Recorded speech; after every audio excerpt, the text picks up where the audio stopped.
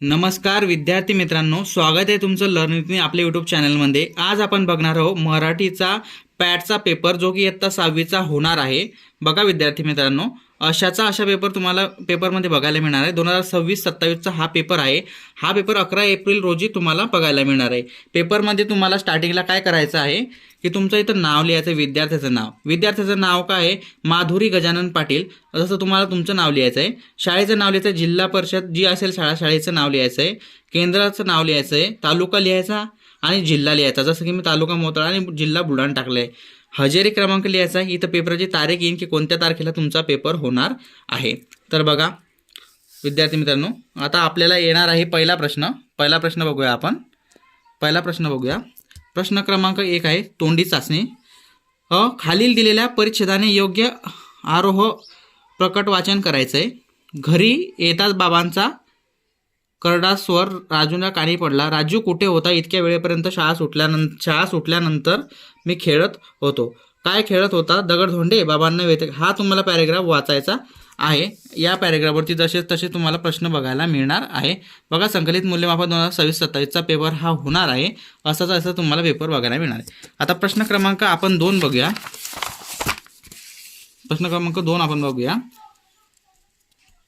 प्रश्न क्रमांक 2 मध्ये तुम्हाला विचारलेला आहे, खालील उतारा मनात वाचा आणि प्रश्नांची उत्तरे तुम्हाला लिहायची आहे।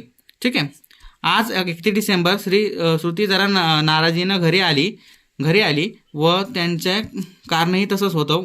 वर्गात तिच्या मॅडमने तिला 9 वर्षाच्या संकल्पना विचारल्या होत्या। ठीक आहे। इतरांपेक्षा वेगळी संकल्पना सांगता न आल्यामुळे ती नाराज झाली। हा पॅरेग्राफ पूर्ण तुम्हाला वाचायचा आहे विद्यार्थी मित्रांनो, आणि तुम्हाला पूर्ण पॅरेग्राफ वाचल्यानंतर तुम्हाला प्रश्नाचे उत्तर द्यायची आहे। बघा, आता इथं दिलेलं आहे, वर्गात मॅडमांनी कशाबद्दल विचारले। हा तुम्हाला पॅरेग्राफ वाचल्यानंतर समजणार आहे काय आहे।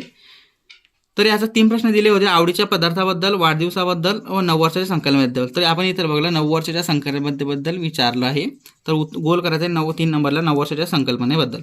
ब आहे, श्रुतीच्या प्रश्नाला बाबांनी काय उत्तर दिले की त्यांच्या मुलांना पुरेसे अन्न मिळत नाही, त्यामुळे त्यांना प्रोटीन, व्हिटॅमिन आणि मिनरल्स मिळत नाहीत।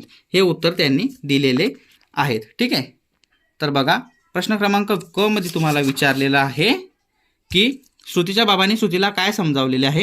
श्रुतीच्या बाबांनी श्रुतीला काय समजावले? तिला अन्नाचे महत्त्व समजावले, तसेच अन्न वाया घालू नये, जेवणाची कदर करावी आणि गरजू लोकांना जाणीव ठेवून वागावे असे सांगितलेले आहे।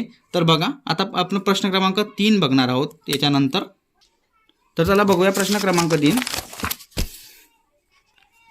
प्रश्न क्रमांक 3 मध्ये तुम्हाला दिलेला आहे, खालील कविता मनात वाचा आणि प्रश्नांची उत्तरे लिहा। कविता दिली आहे, असे जगावे छाताडावर आव्हाने लावणे, उत्तर नजर रोखून नजरेमध्ये, आयुष्याला द्यावे उत्तर। नको गुलामी नक्षत्रांची, भीती अंधळी ताऱ्यांची, आयुष्याला भिडतानाही चैन करावी स्वप्नांची, असे दाडंगी इच्छा ज्याची, मार्ग तयाला मिळेस तर, नजर रोखून नजरेमध्ये, आयुष्याला द्यावी उत्तर। ही अशा प्रकारची कविता तुम्हाला खूप स्पष्टपणे सांगितलेली आहे। ही कविता तुम्हाला वाचन करून त्याच्यावर आधारित तुम्हाला प्रश्न विचारलेले आहे। हेच प्रश्नांचे उत्तर तुम्हाला लिहायचे आहे। बघा, पहिला प्रश्न तुम्हाला विचारला आहे, कवीच्या मते आयुष्याला उत्तर कसे द्यायचं आहे। ठीक आहे। तर कवीच्या मते आयुष्याला धैर्याने, स्वप्नांच्या पाठपुरावा करत आयुष्याला उत्तर द्यायचं आहे। बघा, असा प्रश्न तुम्हाला पेपरमध्ये बघायला मिळणार आहे। सो तुम्हाला काय करायचं आहे, हा पेपर पाठ करून द्यायचा आहे। ठीक आहे। बघा, स्वप्नांची चयन करताना कोणत्या गोष्टी टाळायच्या? स्वप्नांची चयन करताना भीती आणि गुलामी ह्या गोष्टी टाळायच्या आहेत। क दिला आहे याच्यामध्ये, यशोशिखराकडे वाटचाल करताना आपण नम्र असावे, कवीच्या कोणत्या ओळीवरून लक्षात येते? ती ओळी, असे दांडगी इच्छा ज्याची, मार्ग त्याला मिळते सतत। बघा, अशा प्रकारचे हे पूर्ण मी तुम्हाला सॉल्व करून दिलेलं आहे। आता हा व्हिडिओ खूप मोठा होता ते, यासाठी मी पार्ट 2 लवकरच अपलोड करणार आहे। पार्ट 2 मध्ये बाकीचा पेपर कव्हर केला जाईल। Thank you for watching this video. चॅनलला सबस्क्राईब करा, व्हिडिओला लाईक केला। चला भेटूया नेक्स्ट व्हिडिओमध्ये। Thank you for watching us.